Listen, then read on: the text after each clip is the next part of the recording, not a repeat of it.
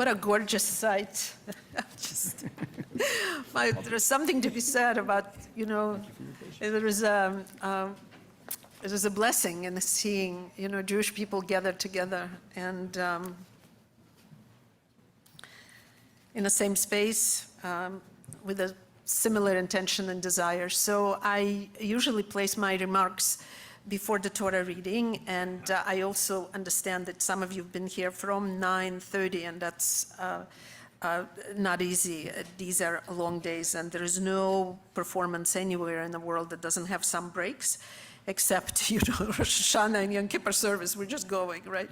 So there's no doubt some movement in the sanctuary is understandable, and you need to get comfortable. So probably we'll get somewhat discomforted before we'll get comfortable. This is good. So this is what I would like to share with you. By the time I was 21 years old, living in the United States of America as a new Soviet Jewish immigrant, I was fired from my employment several times. The first time as a Baskin-Robbins attendant for serving scoops of ice cream to North American clients so big that it made the store manager lose money on sales but delighted my customers. The second time I was from Steak and Shake, a food joint, visited by truck drivers and sleepless people at 2 in the morning. Again, my serving portions did not follow the prescribed food chain instructions and made the bowl of chili way too big, overflowing the edges of the bowl, making it hard for the waitresses to serve, and left the night manager frustrated with my response in what some people would call broken English. But customers, especially the truck drivers, loved my English and thought I was French. It's Indiana, and we're delighted to get such generous portions because I strongly believed everyone in North America deserves more food. More food is good. I was fired again. The last time I was fired was altogether different. I assumed an honorable position as a bank teller at the branch at the shopping mall. The best. I felt I was truly moving up and making it in North America. I had washed chili splattered off my arms, healed the burns from the grill, and no longer had to memorize 30 flavors of ice cream before, never known to me. I also began to enjoy particular freedom my family worked so hard to attain: freedom from Soviet oppression, freedom from society that subjugated individuals, freedom of speech, and freedom from religious oppression. As far as I was concerned, anti-Semitism did not exist in North America. After all, no one from Russian, Ukrainian background would ever think of advertising their Jewish identity out in public. Unlike Jews of New World who would say with pride, "I'm a Jew." Jews in the New World belonged to Jewish organizations, carried Israeli flags at the parades, traveled to Israel, received Jewish education. They were accepted equal members of a larger society while maintaining their unique identity. They were doctors, lawyers, business people, tradespeople, homemakers, educators. They were free. They were free from a dirty label that would say Žid, a stinking Žid, a dirty Žid. For the first time in my life, here in the New World, I began to feel free and proud of who I was. Patty, the new bank manager, ushered me into the back room of our branch, asked me to sit down, cleared her voice, and tucked her hair behind her lovely little ears. She was a woman in her 50s, perpetually smiling and neatly dressed. "Tina," she said, clearing her voice, "you know I really like you." I've learned since then that's not a good thing when someone says that to you. But at that point, You know, I really like you. You are a very friendly person, and I really try to help you all along. Thank you, Patty, I exclaimed. I really like you too. Patty was the new bank manager, not the one who had hired or trained me, but a transfer from another branch. I noticed her watching me from her glass office as I served customers. But there is a problem, said Patty. What problem? I asked, naturally surprised. You take too long while you're serving customers, you laugh out loud, and you have trouble balancing your drawer in the end of the day. Problems, I repeated with dismay. Patty, people choose to come to my window because they like talking to me and I like talking to them. I ask them about their families, their work. I tell them about the latest sales next door in the mall. They can go to another window, another teller, but they come to talk to me and I like it. Yes, we laugh. Patty, we laugh because they correct my broken English and I tell them that it is not broken because it was never whole in the first place. You can only break something if you had something. And as far as my imbalanced drawer goes, I reached into my pocket here. It's 25 cents I could not find last week. Both Patty and I stayed silent for a while. You're fired, said this delicate woman. Terminated. You can't work here anymore. My English was not broken. I felt broken. When I left my wonderful branch in the shopping mall, a place filled with sales and fashion opportunities for my customers, I was broken, but not as broken as I became a few weeks later in a grocery store.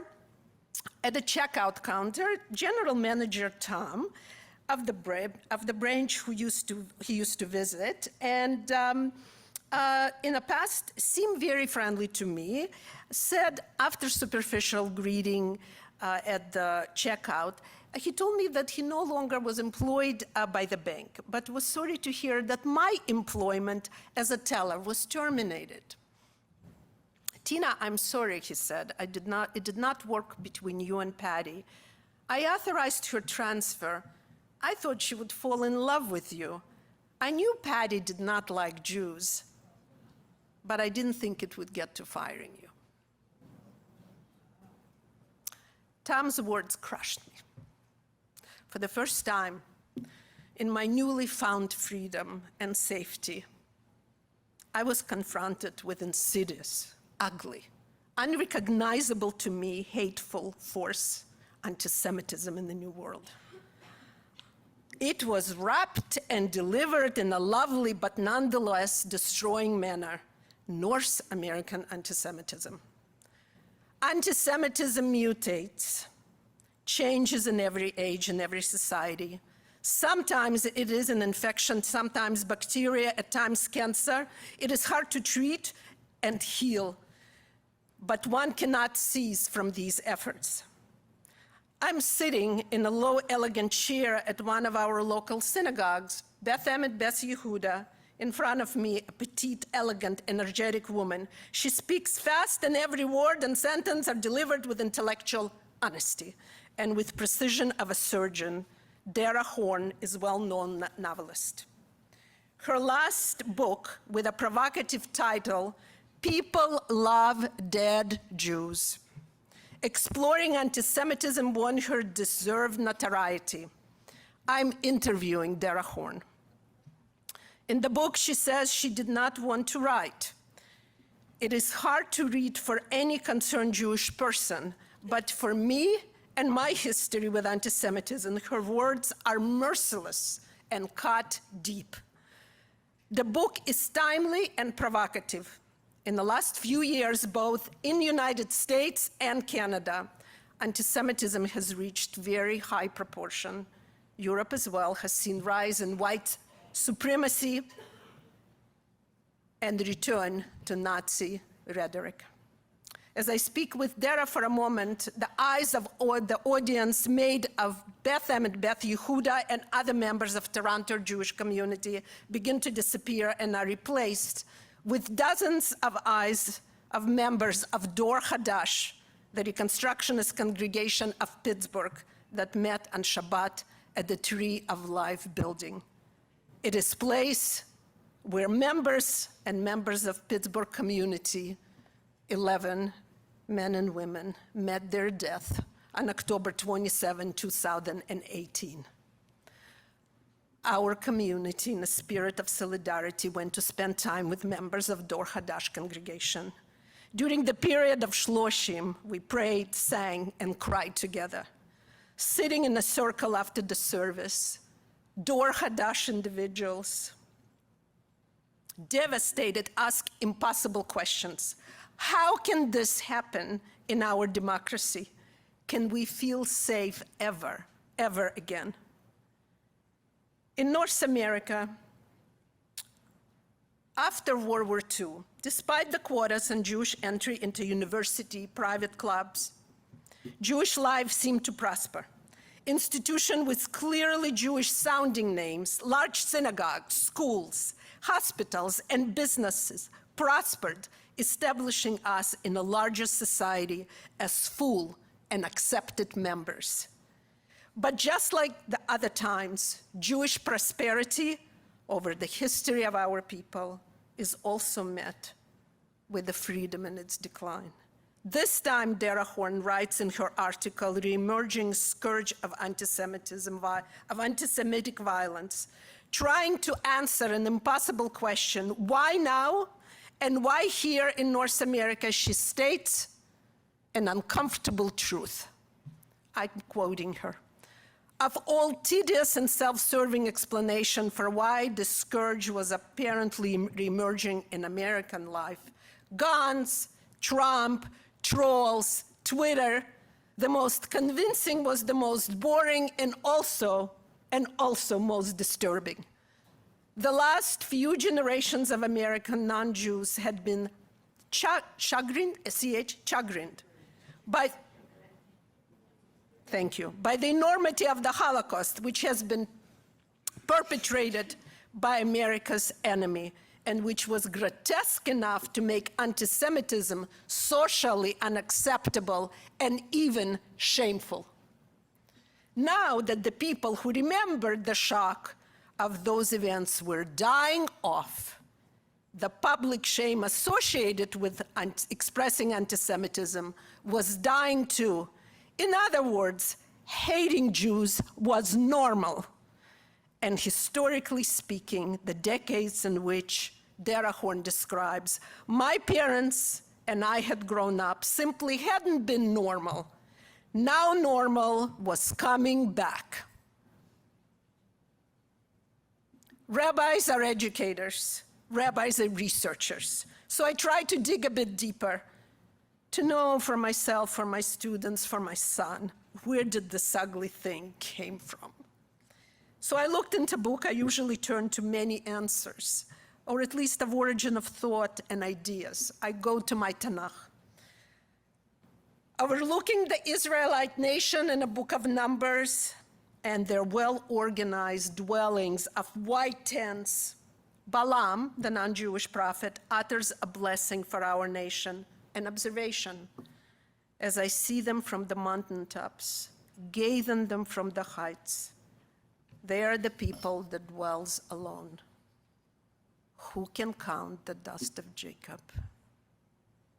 Uncompromising to the polytheistic Rome, and before that, lazy in the eyes of Greeks, why would you and your animals rest on one day a week, inspired by prophets' sensitivity to social ills? Lovers of education, we taught our children to read and write. Since the age they were 3 years old, in a world filled with illiteracy and ignorance, inspired by creativity and thinking outside the box, since being inside the box was not welcomed. Talmudic ability to reason and create unique answers and questions made a Jew flexible and developed business acumen, often strangely enviable. We were socialists to the czars, capitalists to the poor, bloodthirsty bankers to the working masses. We controlled press, Hollywood, and world economy, and we dared to demand a home of our own. Many of us are Zionists. Maybe Balaam was right in his observation. I see from the mountaintops, gaze on them from the heights. There's people who dwell apart. As you know, I am privileged, as do many of you, who share a joy of sending my child to the university first year.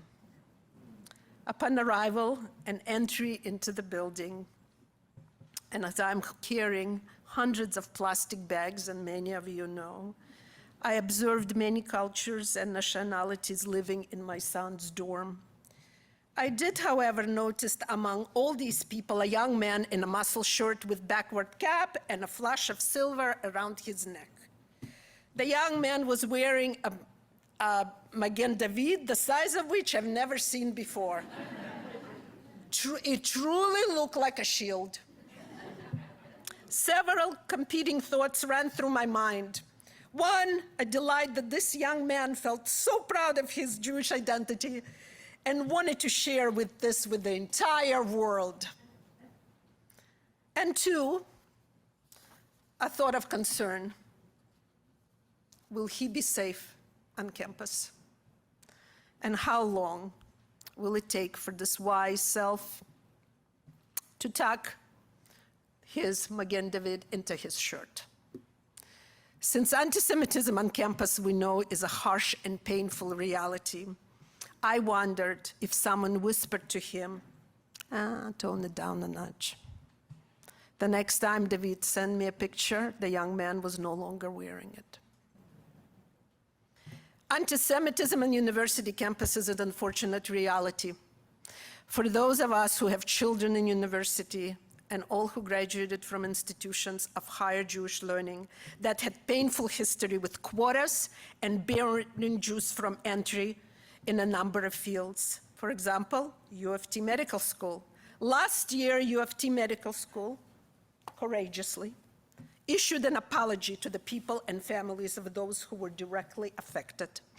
However, the faculty was very clear not to dwell on details of contemporary anti-Semitism on campus. The apology for anti-Semitic behavior was essentially a backward glance, but they did not address the seriousness of anti-Semitism on campus today. The university cannot be accused of doing nothing on anti-Semitism. The students who experience anti-Semitism and acts of microaggression are able to turn to professionals. However, these professionals often do not have the adequate training in order to provide satisfactory support to our students. Dr. Ayelet Cooper, also a member of Darchei Noam, whose child I just seen singing Avinu Malkeinu next to her mother, who was serving as a special advisor on anti-Semitism to the Dean of Medicine, wrote a paper published in December of 2022 in the Canadian Medical Education Journal called Reflections on Addressing Anti-Semitism in Canadian Faculty of Medicine. Dr. Cooper said, I quote, "I hope that those readers who are less personally familiar with contemporary manifestations of Jew hatred, as well as with its history, will find this paper helpful in guiding further reading, learning, unlearning, and self-reflection as a part of a process of becoming better allies in the space." She went on to say, "I also hope that those readers who, like me, are struggling with anti-Semitism in HPE will find many experiences and analysis helpful, both for contextualizing their own troubling experience and as a resource for the challenging work of explaining to others the discrimination they face.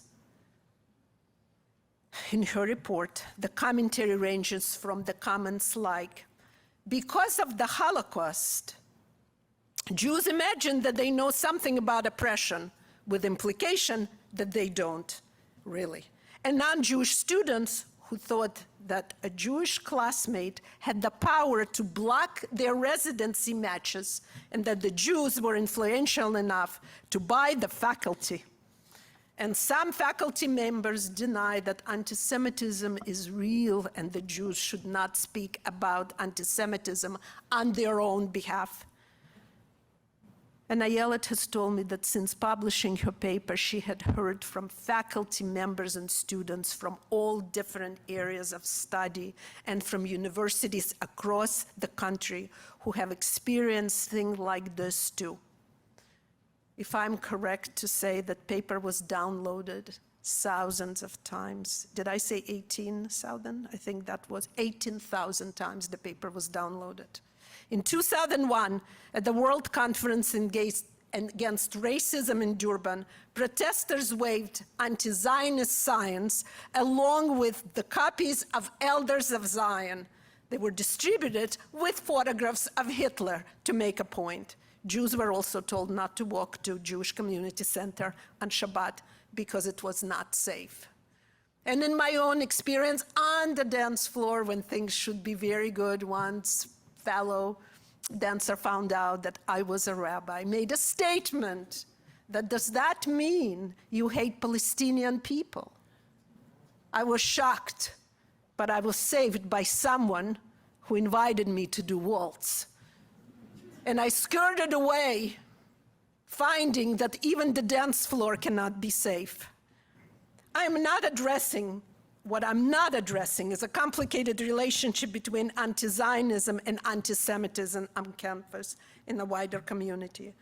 But it also does not prevent me from addressing the harsh reality of the anti-Semitism we are experiencing today.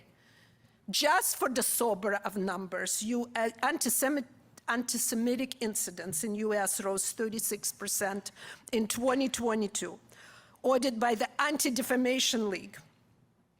The report, March 2023, tracked 3,697 incidents of harassment, vandalism, assault targeting Jewish people and community last year.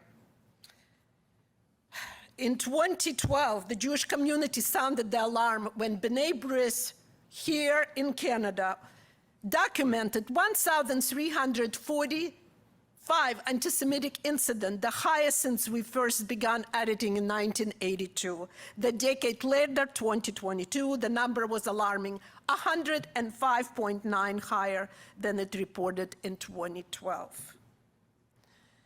The second highest total since B'nai B'rith started tracking anti-Semitic incidents in Canada 41 years ago.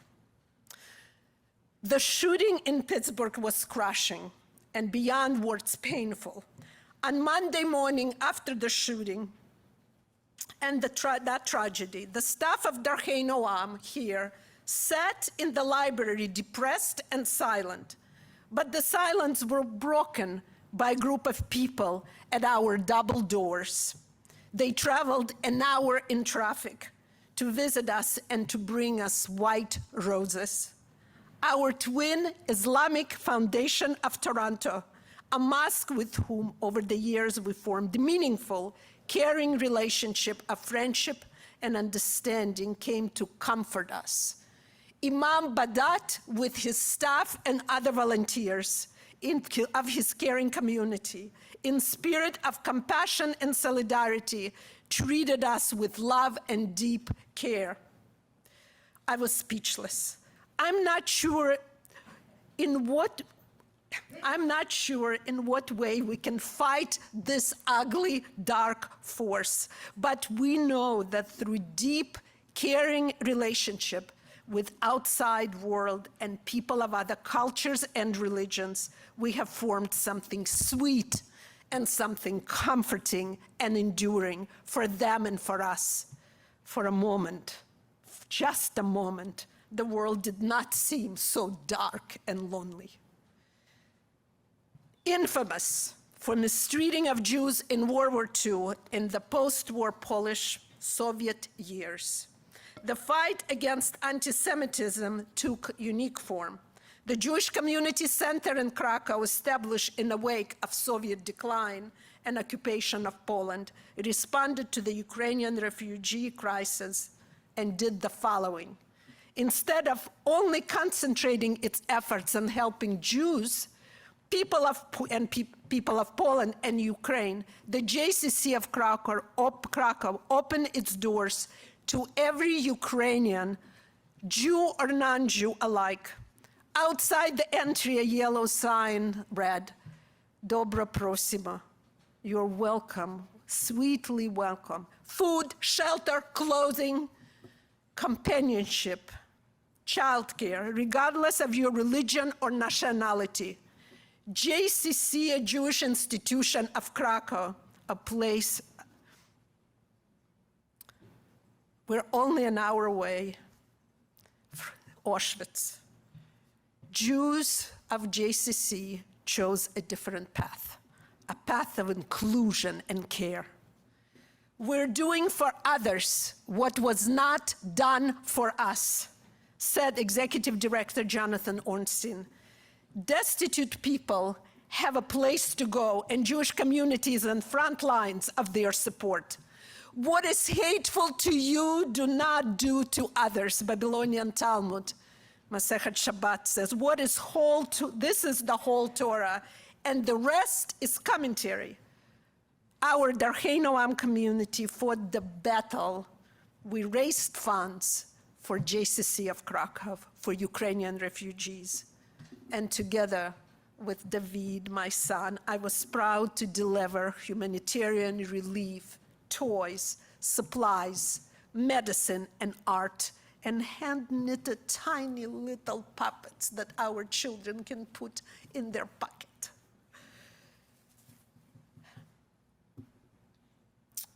If I accept the terrible truth of anti-Semitic thought, if I accept the fact that it exists somewhere, somehow, even in my own city, country, or some other place, then what is the antidote? What is the antidote to this condition? What does my penicillin, did I pronounce it right? Look like? The defense and armor I'm speaking needs to be strengthened from the inside. Our Jewish life. When anti-Semitism found me in the United States, I was crushed, but I was not without choices. It was a terrible experience as well as transformative experience. Learning about Jewish tradition, Jewish customs, and Jewish history was my answer to the hideous thing I came to know. Unlike the Soviet brand that left me speechless and captive due to the lack of knowledge and Jewish resources, I was well on my way becoming a Soviet self-hating Jew. My North American answer was different. I was going to fight anti-Semitism by celebrating Jewish life, Jewish living. The story and history of anti-Semitism is multi-layered, complex, unpredictable, and it needs to be addressed in a variety of ways. Our response must be both political advocacy and collaboration with our neighbors, and simultaneously strengthening ourselves, our Jewish selves from within. When it comes to political advocacy, where is it? The Center of Jewish Affairs and UJA Federation, Greater Toronto is hosting a conference entitled Antisemitism, Face It, Fight It, October 16 through 17. The conference will be a unique opportunity for us to confront anti-Semitism and to learn from experts about what we can do. As a united community, please join me and other caring Canadian citizens I'm almost done. Give me 2 more minutes. Dangerous statement from a rabbi, but I will try. Rabbi Diana Fursko, in her book, We Need to Talk About Antisemitism, writes, if you want to fight anti-Semitism, celebrate living Jewish and Judaism. Dance at a Jewish wedding. Celebrate with family and B'nai Mitzvah. Support Jewish communities here and abroad. Consider public pride in your Judaism as an act of defiance. When people spread lies, spread facts. When people bring shame, respond with pride. Living Jews might celebrate what we're ancient people of the book who introduce ideas into the world that animate civilization to this day. We must remind the world that we're descendants of tiny group of slaves who emanated centuries of thought, tradition, and culture. They were the very persistence of our existence is remarkable. This contemplation about anti-Semitism can make us sad, if not depressed, depleted and bereft of hope. But as Jews, we're not permitted to despair. We will respond and we will act. There is a place we all love, and it is this community, its vitality and its life and preservation of the future is very important to us all. My answer to the cold, harsh anti-Semitism of Soviet Ukraine is not self-hatred and shame. My answer to parties of the world and their plastic polite narrowness is not brokenness based on my ignorance and bewilderment. My answer to the Pittsburgh shooter is not fear of entering this loving place. My answer, and I think you would join me, is doing the hard work of sustaining, preserving, developing, and expanding the place where our children, our families, our couples and individuals can call home. Please join this fight. It's worth living for. Am Yisrael Chai.